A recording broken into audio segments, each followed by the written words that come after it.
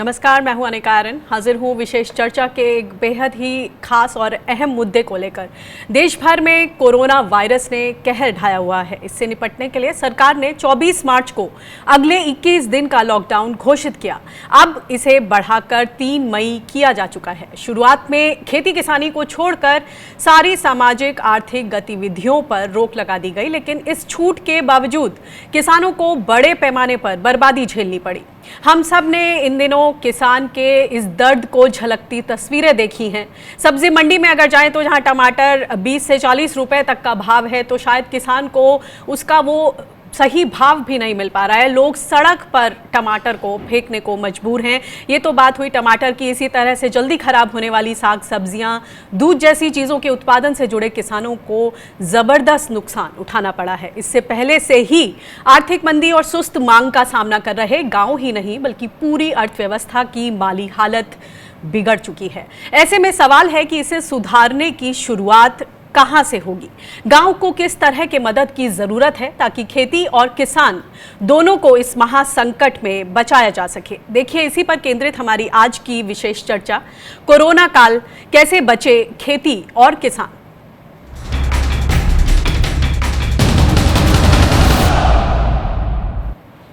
तो इस कोरोना के संकट के बीच कैसे बचे खेती और किसान, इस पर बातचीत करने के लिए हमारे साथ मौजूद हैं कृषि विशेषज्ञ देवेंद्र शर्मा जी, पूर्व कृषि मंत्री सोमपाल शास्त्री जी, किसान नेता केदार शंकर सिरोही और राष्ट्रीय किसान मजदूर महासंघ के प्रवक्ता अभिमन्यु कोहार जी। आप सभी का बहुत बहुत स्वागत है इस खास चर्चा में।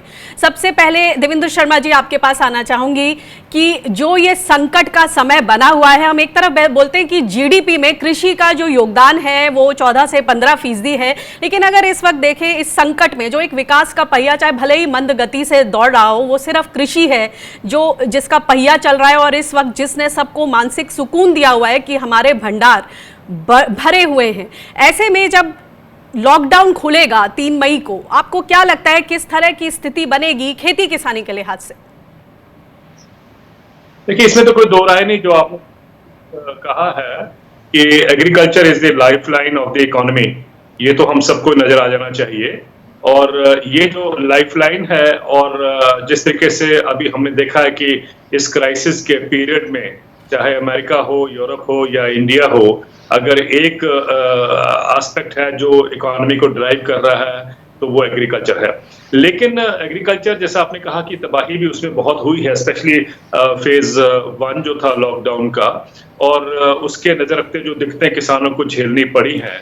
तो क्या अब जब लॉकडाउन हटेगा तो क्या हम उसकी तरफ ध्यान देंगे या क्या हम ये मान के चलेंगे कि एग्रीकल्चर जो है, अगर वो लाइफलाइन है इकोनॉमी का, तो उसके ऊपर और ध्यान दिया जाना चाहिए, उसके ऊपर और पॉलिसी फोकस होना चाहिए। प्रायोरिटी में, पॉलिसी प्लानिंग की प्रायोरिटी में एग्रीकल्चर को उसका एक अहम स्थान जो है वो मिलना चाहिए।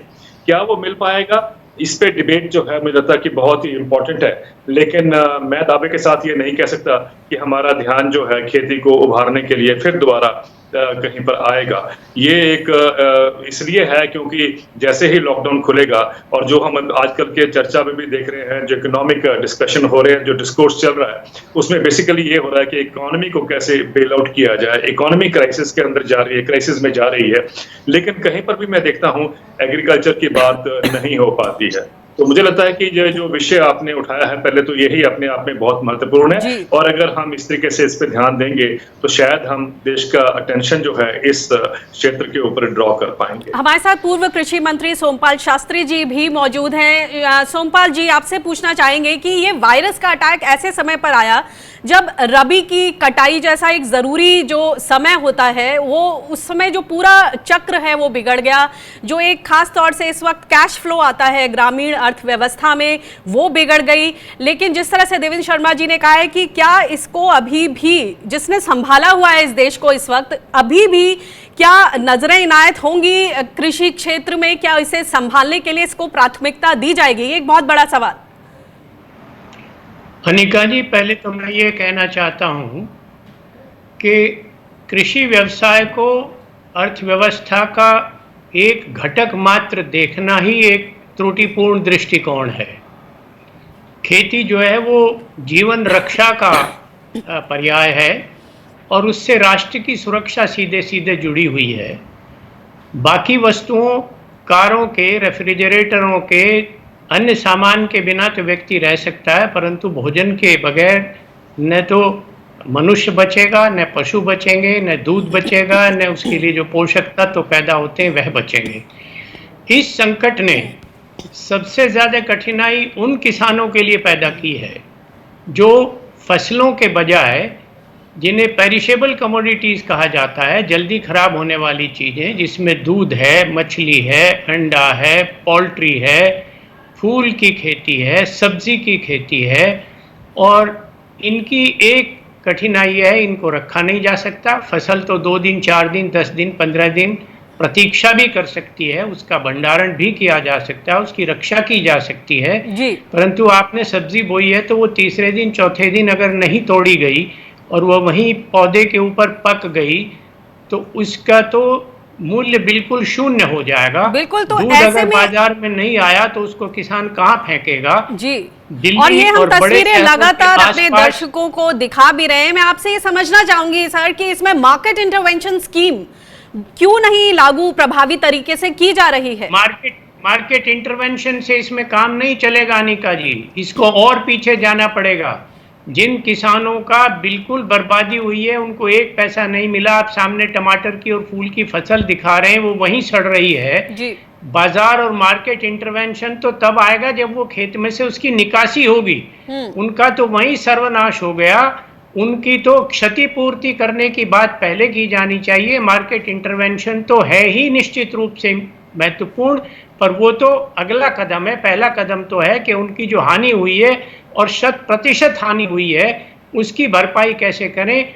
उनका कोई आंकड़ा सरकार के पास नहीं है और उस व्यवस्था को बचाने की कोई व्यवस्था नहीं है। अनाज की तो देर सबेर खरीद हो रही है, उसका भाव कम मिल रहा है, कठिनाई पैदा हो रही है, मंडियां देर से खुली हैं, उसकी लागत बढ़ गई है, उसकी फसल का चक्र और नकदी का चक्र टूट गया। वो समस्याएं तो हैं, पर सबसे भयावह समस्याएं तो उनकी हैं जिनका बिका ही नहीं, घर से निकलने ही नहीं दिया उनको, न दूधियों को, न सब्जी वालों को। पुलिस ने डंडे मार मार कर उनको भगा दिया। उनके साथ जो अन्याय हुआ है, अब जो हुआ है, परंतु आगामी समय में इन गतिविधियों के लिए एक नीति बने और मार्केट इंटरवेंशन भी साथ में हो, इसकी व्यवस्था की जानी जरूरी है। ये मैं क्या कहना चाहता करना हूं। होगा इस पर हम फिर से और ज्यादा आगे बातचीत करेंगे। फिलहाल मैं एक और जमीनी हकीकत सामने लाना चाहूंगी। हमारे साथ अभिमन्यु कोहाट, किसान नेता, जुड़ गए हैं।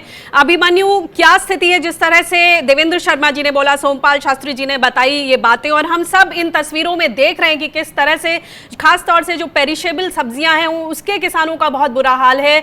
अगर हम मंडियों में जाएं जहां फसल खरीद हो रही है, वहां दिन रात हम देख रहे हैं किस तरह से आढ़तियों का जो ब्लैकमेलिंग चल रही है, किस तरह से आढ़तियों का जो रोल है वो सामने आ रहा है। इसके अलावा एमएसपी सही भाव नहीं मिल पा रहा है। इन सब से किस तरह की परेशानियां बढ़ रही हैं? आपको क्या लगता है कि इस संकट के समय में एटलीस्ट जो मिनिमम चीज हो सकती थी कि आप एमएसपी सुनिश्चित करें, वो भी शायद किसानों को नसीब नहीं हो पा रही है? देखिए अनिका जी, कई गांवों में ऐसी समस्याएं हैं कि किसानों के पास वो इतना पैसा नहीं है कि वो कंबाइन मालिकों का ही भुगतान कर पाए। समस्या यहाँ तक है, उन्होंने जो गेहूं कटवाए हैं जिन कंबाइनों से, उनका भुगतान करने के लिए पैसे नहीं है क्योंकि उनके गेहूं की प्रोक्योरमेंट हो नहीं रही है। तो अगर बात हम हरियाणा की करें तो हरियाणा में यहाँ पे आढ़ती अभी ब्लैकमेल करने में लगे हुए हैं सरकार को। तो जिस तरीके से आढ़तियों का जो व्यवहार है, उसके बाद सरकार ने कहा है कुछ कदम वो उठाएंगे। कुछ जगह उन्होंने कहा है कि पंचायतों के माध्यम से प्रोक्योरमेंट होगी, एफपीओ के माध्यम से प्रोक्योरमेंट होगी। लेकिन हमारी मांग तो ये है, जिस तरीके से अन्य राज्यों में कृषि आधारित जो कोऑपरेटिव सोसाइटीज है, जिस तरीके से वो प्रोक्योरमेंट करती हैं, आप उसी तरीके से प्रोक्योरमेंट कीजिए। और ये आढ़तियों का बीच में कोई सिस्टम नहीं होना चाहिए, क्योंकि एक तरफ तो सरकारी संस्था उसको खरीदती है, दूसरी तरफ किसान का वो उत्पादन है। तो ये बीच में ये जो कमीशन एजेंट है, ये किस लिए लाए जाते हैं? मैं आपका एक ध्यान एक इंपॉर्टेंट चीज की तरफ लेके जाना चाहूंगा। ये कोई शॉर्ट टर्म समस्या नहीं आई है अभी, ये एक लॉन्ग टर्म समस्या दिखी है, जो पिछले 20-30 साल में जो एक वर्ल्ड बैंक ने, आईएमएफ जैसी संस्थाओं ने जो ये बात प्रोपोगेट करी कि भाई डेवलपमेंट के लिए गांव के लोगों को खेती से हटा के उनको शहर में लाना पड़ेगा और उनको सस्ता मजदूर बनाना पड़ेगा। तो उन पॉलिसीज का रिजल्ट आज के दिन ये है कि वो 30 साल में उन मजदूरों को इतना एम्पावर नहीं कर पाई कि वो 20 से 30 दिन का अपना लॉकडाउन झेल पाते, और उनको ये लगा, और ये हकीकत भी है। अगर आप गांव में जाके देखेंगे तो कोई कितना भी गरीब मजदूर हो, गरीब किसान हो, लेकिन वो कम से कम भूखा नहीं मरेगा गांव में। लेकिन शहर में अभी हालात ये आ गए हैं, अगर 15-20 दिन में हालात नहीं सुधरे तो 15-20 दिन के बाद जो लोअर मिडिल क्लास है उसको भी भूखे मरने की नौबत आ जाएगी। तो जो ये 30 साल से जो एक डिस्कोर्स पूरा चलता आया जो डेवलपमेंट का, सबसे पहले तो इस पे बहुत बड़े सवाल खड़े होते हैं। और मुझे लगता है कि अब कहीं ना कहीं हमारे पॉलिसी मेकर्स को और वर्ल्ड ये रिथिंक करना चाहिए कि जो ये ह्यूमन सेंट्रिक डेवलपमेंट को लेकर चले उसका नतीजा किस तरीके से आया। और मैं अंत में एक बात और ये जोड़ना चाहूंगा, अभी जो सरकार ने जो इकोनॉमी को जो राहत पैकेज दिया, बेसिकली वो राहत पैकेज तो कॉर्पोरेट घरानों के लिए था। हम बार बार ये मांग कर रहे हैं, अभी किसानों की फसल की प्रोक्यूरमेंट हो नहीं रही है। मेरे से पहले आदरणीय सोमपाल शास्त्री जी ने भी इंपॉर्टेंट बात उठाई, देवेंद्र शर्मा जी ने भी इंपॉर्टेंट बात उठाई। हम बार बार एक ये बात कह रहे हैं कि आप केसीसी की लिमिट बढ़ा दीजिए, हम सरकार से निवेदन कर रहे हैं, क्योंकि अभी खरीफ की फसल की बुआई आएगी, किसान के पास पैसा नहीं क्योंकि उसकी फसल बिकी नहीं है। लेकिन सरकार ने क्या कहा, सरकार ने इतना कहा कि भाई हम 31 मई तक एक्सटेंड कर देते हैं डेटा। आरबीआई ने ये लेटर जारी कर दिया, लेकिन उससे समाधान नहीं होगा। कम से कम उसको 1.5 गुना और हो सके तो 2 गुना तक। ये आपने वैलिड पॉइंट रखा। मैं देवेंद्र शर्मा जी आपके पास आना चाहूंगी। जिस तरह से जो राहत पैकेज अभी तक दिया है वो क्लियरली बहुत ज्यादा नाकाफी है। प्रधानमंत्री सम्मान निधि की बात करें या फिर जिस तरह से केसीसी क्रेडिट लिमिट की बढ़ाने की मांग थी उस पर कुछ भी नहीं हुआ। आपको क्या लगता है कि प्राथमिकताएं सही जगह पर नहीं है अभी भी? और जो सेकंड इकोनॉमिक टास्क फोर्स की जो पैकेज लाने की बात हो रही थी उसमें एक बार फिर ऐसा लग रहा है कि खेती किसानी को नजरअंदाज किया जा सकता है। देखिए, दो चीजें आपने कही हैं। एक तो कहा है कि जो पैकेट दिया गया था ग्रामीण इलाकों को या सोशल उस पे सेक्टर पे जो फोकस था उसमें एग्रीकल्चर की बिल्कुल अनदेखी हुई है। एक बात तो ये स्पष्ट है जो आपने कही है। दूसरा ये है कि जो टास्क फोर्स बनाई गई है वो भी जो अब तक सुनने में आ रहा है उसमें भी एग्रीकल्चर को इग्नोर किया गया है। अब ये दोनों को अगर हम जोड़ लेते हैं, देखते हैं, तो मुझे लगता है कि ये बड़ा क्लियर है कि एक तरह का जो हम एग्रीकल्चर को बिल्कुल देखते नहीं है कि वो भी हमारी इकोनॉमी का इतना बड़ा हिस्सा है, जबकि हमें समझ आ जाना चाहिए था कि लॉकडाउन में अगर देश को कोई चला पाया है सेक्टर तो वो एग्रीकल्चर है। उसके बावजूद भी अगर हम देखें तो इसकी एग्रीकल्चर की जो अनदेखी है, इससे स्पष्ट है कि पॉलिसी प्लानिंग में एग्रीकल्चर प्रायोरिटी पे नहीं है। और मैं यहाँ पर सोमपाल जी का सपोर्ट और ये इनका तो हम जानते ही हैं कि इनका फोकस रहता है।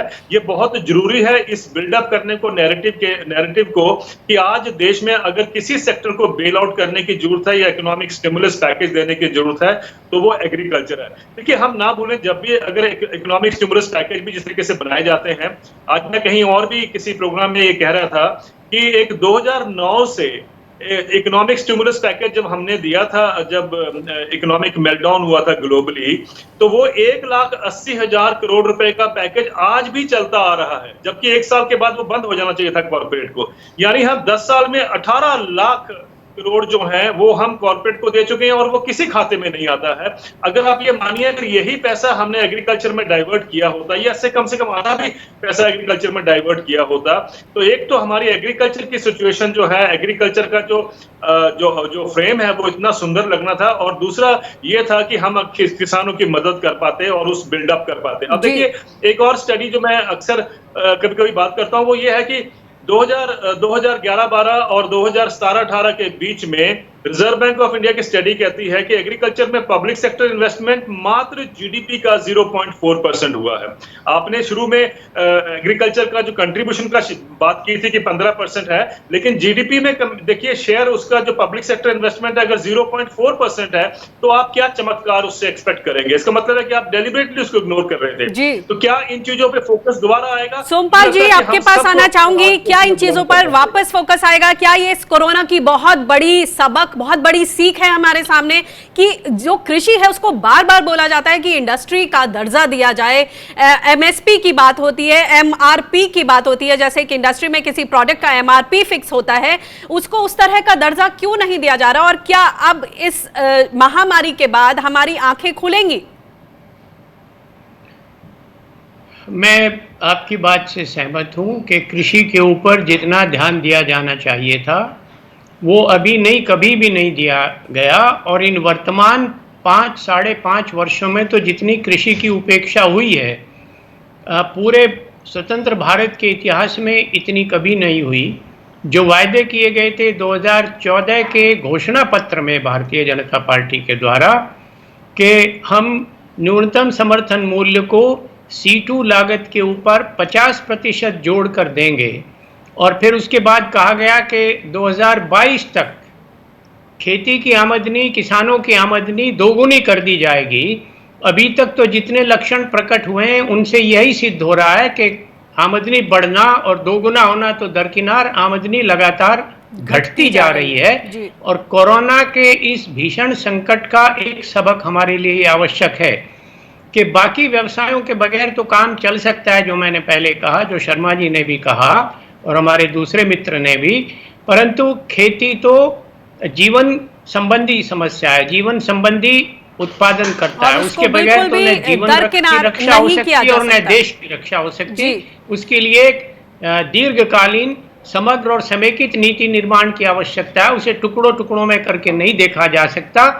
उसकी तरफ सरकार का बिल्कुल ध्यान नहीं है। मैं ये दावे से और बहुत उत्तरदायित्वपूर्ण तरीके से कहना चाहता हूं। ये बहुत ही दावे के साथ कहते हुए सोमपाल शास्त्री जी ने अपनी बात रखी है कि इसकी तरफ ध्यान नहीं दिया जा रहा है। एक और चीज हमारे सामने जो आई है, एक नए मॉडल्स निकल कर आए हैं। जैसे कहते हैं कि जब भी कोई जरूरत पड़ती है तो कुछ नई चीज निकल कर आती है, नए दरवाजे भी खुले। इस कोरोना के समय में हमने देखा कि सरकार ने बोला कि APMC एक्ट में संशोधन किया जाए कि सीधे किसान जो है ग्राहकों तक पहुंचे। FPOs, फार्मर प्रोड्यूसर्स ऑर्गेनाइजेशन को और ज्यादा सशक्त बनाने की बात कही है। ई-नाम प्लेटफॉर्म को और ज्यादा बल मिले, इसकी बात हो रही है। जहां जहां फसल खरीदी हो रही है, पंचायती राज सिस्टम्स हैं, पंचायत लेवल पर हरियाणा में बोला गया कि आढ़तियों को दरकिनार किया जाए। ऐसे में केदार सिरोही जी आपके पास आना चाहूंगी कि जिस तरह से फसल खरीद हो रही है मध्य प्रदेश में, वहां पर सुन रहे हैं कि फसल खरीद करने के बाद जो ऋण जो है या कर्ज वसूली भी हो रही है उसी रकम से, कितना सही मानते हैं? और जैसे कि देवेंद्र शर्मा हमेशा से बोलते आ रहे हैं कि इंडस्ट्री को ज्यादा उस तरफ ध्यान दिया जाता है, यही चीज अगर हम इंडस्ट्री पर लागू करें तो उनके कितने सारे NPAs हैं और कितनी सारी उन पे कर्ज होते हैं जो कि वो लौटा नहीं पाते, उस तरफ कोई ध्यान नहीं होता। मगर जब किसान इस वक्त खास तौर से कोरोना के समय में अपनी फसल बेच रहा है तो उसी रकम में से उसकी कर्ज वसूली भी की जा रही है। कितना सही मानते हैं आप इस चीज को? देखिए, आपके साथ में आज बहुत बड़ा और अच्छा पैनल है और बड़ी गंभीरता से पूरी बात हो रही है और देश का पूरा किसान सुन रहा है। ये मैं कतई अच्छा नहीं मानता हूं। मध्य प्रदेश में जिस तरीके से सरकार वसूली कर रही है खरीदी की आड़ में, जो सरकार है वो बैंक बन गई है। आप एक देखिए, कल एक चीज सामने आई थी कि किसान को 600 रुपए दिया गया।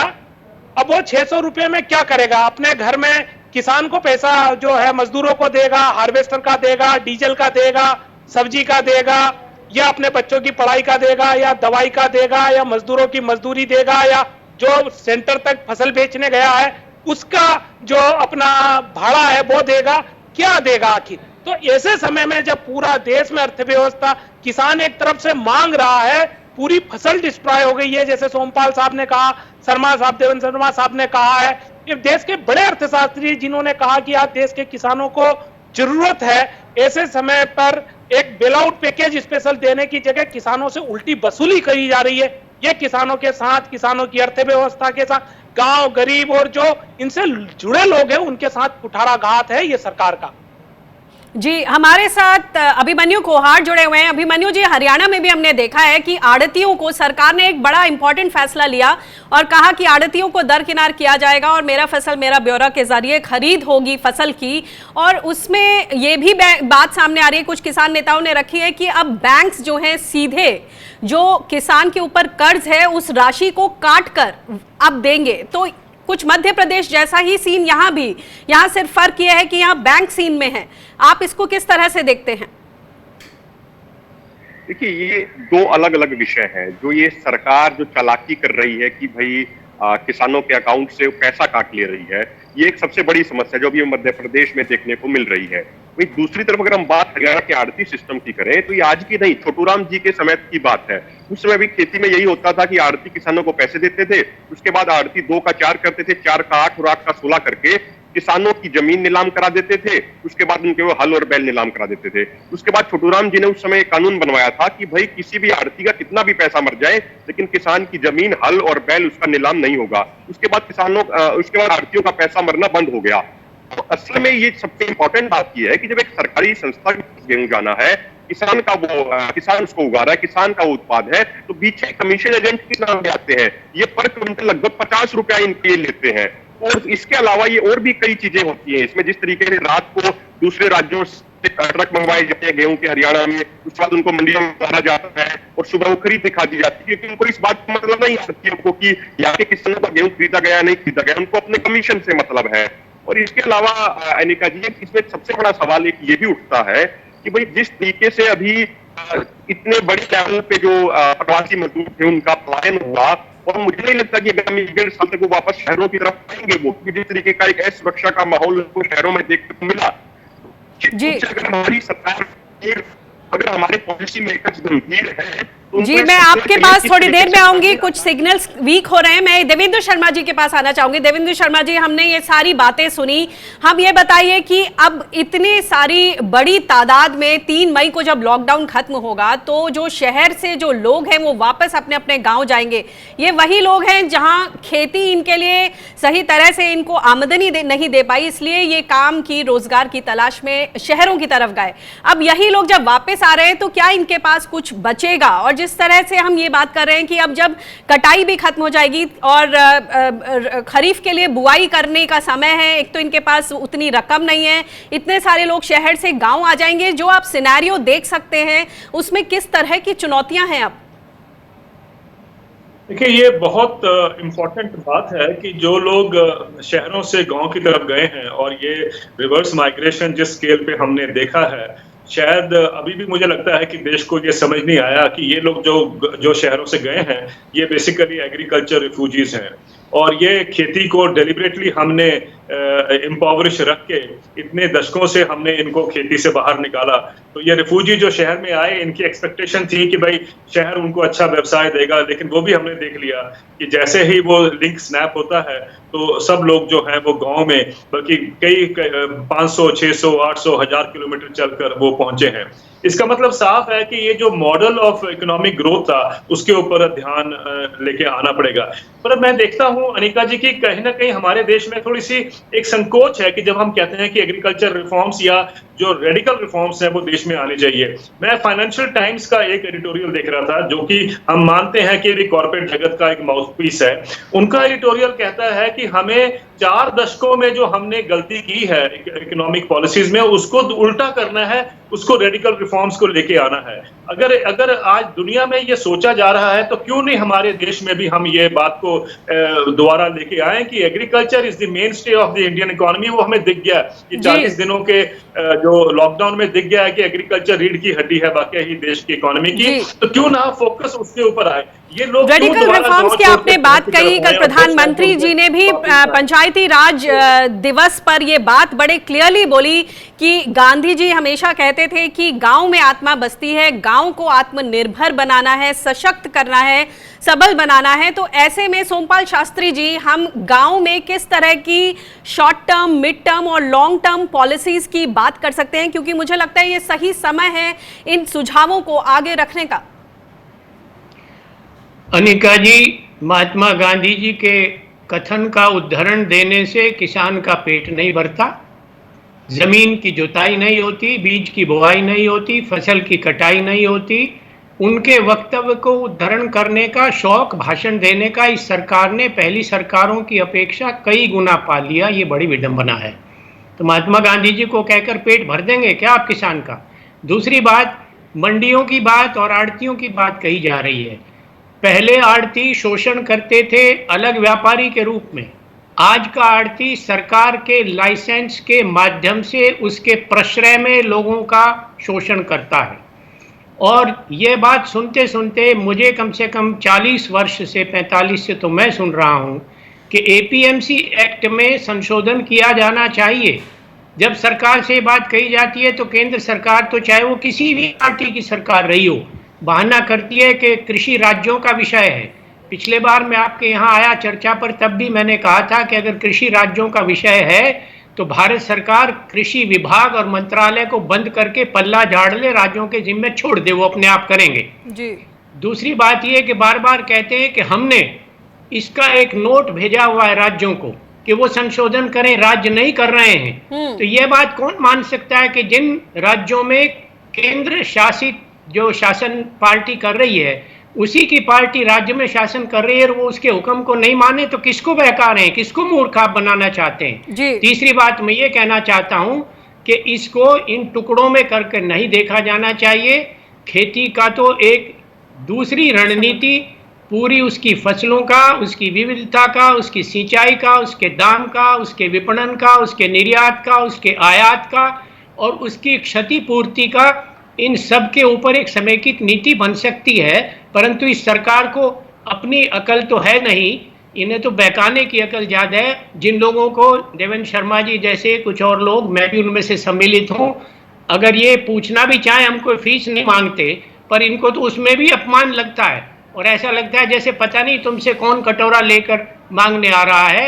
इनको तो खेती के संबंध में न कोई ज्ञान है, न इनकी कोई रुचि है, इनके रडार पर नहीं है। इसलिए इनको कहना तो अंधे गाएं और बहरे बजाएं, ऐसी बातें आप कह देती हैं, इसलिए हम चर्चा में आ जाते हैं, पर प्राय कष्ट होता है। ये सब बातें बेकार जा रही हैं, उनके सिर के ऊपर से निकल रही हैं, जिनको आप कहना चाहती हैं। देवेंद्र शर्मा जी, आपके पास ये समझना चाहेंगे कि अब इस वक्त जैसे कि इतने क्लियरली बोला गया है कि बिल्कुल भी नीतियां नहीं है सामने, और हम ये भी कह सकते हैं शायद जिस तरह से बात हुई है कि नीयत भी कहीं ना कहीं नहीं दिख रही है चीजों को ठीक करने की, आप क्या कहेंगे? ये तो बिल्कुल ठीक आपने कहा है, क्योंकि और ये सच भी है, क्योंकि जब ये माना जाता है कि इकोनॉमिक ग्रोथ के लिए, देश में अगर इकोनॉमिक ग्रोथ होनी है तो हमें खेती से लोगों को बेदखल करके शहरों में लाना है, क्योंकि शहरों में दिहाड़ी मजदूर की जरूरत है। अगर ये हमारा इकोनॉमिक डिजाइन है तो फिर उसमें आप क्या अपेक्षा कर सकते हैं, क्या आपकी एक्सपेक्टेशन हो सकती है। लेकिन एक और बात है कि एक एक्स्ट्राऑर्डिनरी जब क्राइसिस होता है उसमें बहुत से लोग, क्योंकि एवरी डिजास्टर जैसे कहा जाता है इज ए बिजनेस अपॉर्चुनिटी, तो बिजनेस अपना उसमें अपना देखती है उसमें फायदा क्या निकलेगा, और आप देखेंगे नैरेटिव बदल जाता है। आजकल एक नैरेटिव चला हुआ है कि सब क्योंकि ये इतना लेबर क्राइसिस है तो मैकेनाइजेशन की बहुत जरूरत है। मुझे लगता है कि ये हम नहीं जानते हैं कि भाई मैकेनाइजेशन का भी एक लेवल होता है, एक स्तर होता है, एक लिमिट होती है, उसके बगैर नहीं हो सकता। अगर आप पंजाब में देखें 1 लाख ट्रैक्टर की जरूरत है, आपके पास 4.5 लाख ट्रैक्टर हैं। ऑलरेडी आप पंजाब को जंकयार्ड बना रहे हैं, और मशीनों की जो कंपनियां हैं वो तो ये चाहती हैं कि और भी इसका फैलाव हो। मैं खिलाफ नहीं हूं, लेकिन कहीं ना कहीं हम इसका संतुलन बनाना पड़ेगा। दूसरा भी देख रहे हैं, जैसे आपने पहले कहा कि एफपीओ का रोल, मुझे एफपीओ का रोल समझ आता है, लेकिन मुझे ये बताइए कि जब हरियाणा में एक नोटिफिकेशन जारी होती है कि एफपीओ को हम अलाउ करते हैं मंडियों में जाने के लिए, वो भी कमीशन एजेंट का काम करेंगे, उसमें लिखा हुआ है कि वो भी कमीशन एजेंट का काम करेंगे। तो अगर हमने एक कमीशन एजेंट को हटा के दूसरे कमीशन एजेंट को ले आए तो हमने कौन सा ये रिफॉर्म किया है? कहीं ना कहीं हमें देखना है कि ये सिर्फ उनको एक एंट्री पॉइंट देने के लिए कोशिश तो नहीं हो रही है। मैं चाहता हूं कि एपीएमसी में रिफॉर्म्स हो, मैं मानता हूं कि एपीएमसी में बहुत दिक्कतें आई हैं, बहुत प्रॉब्लम्स हैं, लेकिन ये नहीं है कि भी किसी सेक्टर को आप यानी एक चीज को दुरुस्त करने के लिए आप किसी और दूसरी ऐसी चीज में ना चले जाएं जिससे स्थिति और ज्यादा बद से बदतर हो जाए। फिलहाल ये तमाम तरह के मॉडल सामने आए हैं, बहुत तरह की सीख सामने आई है, और इसमें फूक फूक कर कदम रखना होगा कि जो खेती किसानी है उसमें जो अन्नदाता है, किसान है, उसकी फसल को, उसकी जो पूरी डिमांड एंड सप्लाई चेन है वो स्मूदन हो और उसमें किसी तरह की अड़चने ना आए। और कोरोना का जो ये सबक है, ये सब लोग इसको अच्छी तरह से सीखें कि अब अल्टीमेटली इन्वेस्टमेंट कहां करना है, जो एग्रो इकोनॉमी है उसको सशक्त करने की जरूरत है। बहुत बहुत शुक्रिया इस अहम चर्चा में हिस्सा लेने के लिए। खेती किसानी और ग्रामीण भारत की ताज़ा तरीन खबरों आज इस पर यहीं फुल स्टॉप, और भी विषयों के साथ हम आते रहेंगे, और देश विदेश की ताज़ा तरीन खबरों के लिए आप बने रहिए स्वराज एक्सप्रेस के साथ। मुझे दीजिए इजाज़त, नमस्कार।